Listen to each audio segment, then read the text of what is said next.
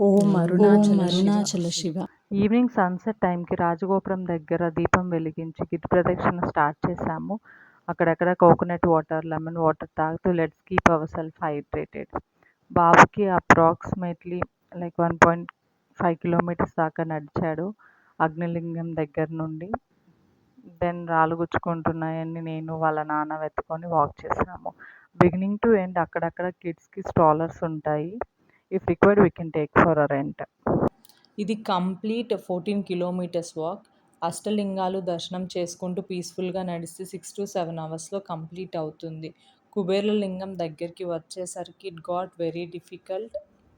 బాబు వచ్చున్నాడు, but somehow with all Shiva blessings we completed గిరి ప్రదక్షిణ at 12:30. This is how we completed our first Giri Pradakshina together. Thank you.